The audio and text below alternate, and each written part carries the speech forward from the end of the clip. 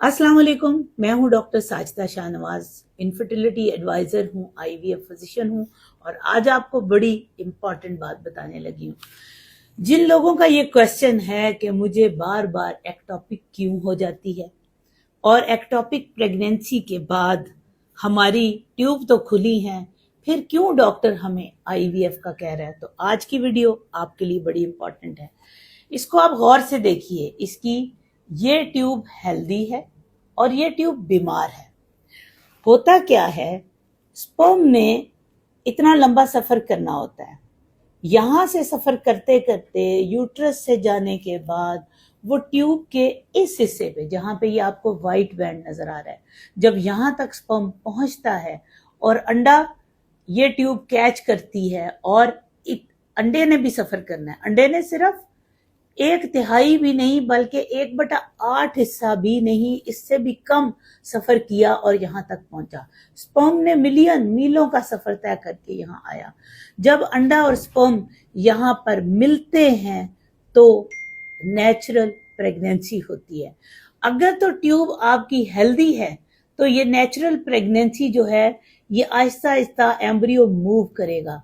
Embryo के पहले इब्तदाई 5 दिन यूट्रस के अंदर चलते हैं, फिर उसके बाद वो 5वें दिन पे अंदर एंडोमेट्रियम के अंदर यानी यूट्राइन वूम के अंदर, यूट्राइन कैविटी के अंदर आके इम्प्लांट होता है। होता क्या, अगर आपकी ट्यूब बीमार है तो इसके अंदर एक ब्रश है, वो ब्रश खत्म हो जाता है, सिलिया। तो जब यहां से स्पर्म ने भी तय किया सफर, इधर से अंडे ने तय किया सफर, बेशक आपकी ट्यूब खुली है, तो क्या होगा कि आपका एम्ब्रियो यहां से यहां वाला सफर नहीं तय करेगा, क्योंकि उसके पास एम्ब्रियो को सफर तय करने के लिए ब्रश चाहिए और ब्रश ऑपोजिट डायरेक्शन में जाता है। वाटर जब आप डालते हैं तो वो अपनी डायरेक्शन में जाता है, इसलिए वाटर तो यहां आ जाता है लेकिन वो एम्ब्रियो यहां से चलता हुआ नहीं आता। This is very important. तो आपकी ट्यूब बीमार हो तो उस एम्ब्रियो ने इम्प्लांट होना है। उस एम्ब्रियो को, वो एक जिंदा चीज है, अगर आप उसको अंतड़ी में रख देंगे वहां भी उसने इम्प्लांट होना है। इम्प्लांट होने के लिए उसको जगह ये तहें चाहिए, यूट्रस की गुदाज जगह। यहाँ पे क्या होगा कि वो कुछ दिनों के बाद ट्यूब फट जाएगी। जब ट्यूब फटेगी तो आप कहेंगे एक्टोपिक प्रेगनेंसी हो गई, इमरजेंसी हो गई, फौरन हॉस्पिटलाइज करें, इतनी खून की बोतलें लगाएं और फौरन ऑपरेशन करवाएं।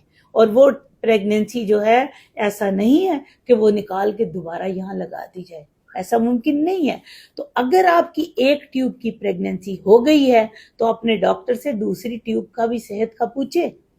अगर दूसरी ट्यूब भी बीमार है तो ओनली वन थिंग, और वो क्या है कि आपका आईवीएफ होना चाहिए। एक और बात आपको मजे की बताऊं कि अगर आपका आईवीएफ के बाद भी अगर यहां से अंदर ऑस्टिया का मतलब है यहां से सुराख बहुत ज्यादा डायलेटेड हैं और आपका एम्ब्रियो इम्प्लांट किया है और आपको हमने लिटाया इस पोजीशन में कि एम्ब्रियो अंदर चला जाए, तो अगर यहां से बहुत ज्यादा स्वोलन और डायलिटेशन है तो 1% चांस होता है। और मैंने देखा है कि आईवीएफ के बाद भी एक्टोपिक होने का चांस होता है, लेकिन वो 1% है। अगर नेचुरल प्रेगनेंसी है तो 80% चांस है कि ट्यूब बीमार है तो आपका प्रेगनेंसी वहीं पर होगी। ठीक है, इसलिए ये चीज याद रखिए और दुआओं में, मेरी दुआओं में आप हैं, आप भी मुझे अपनी दुआओं में शामिल कीजिए। फी अमान अल्लाह।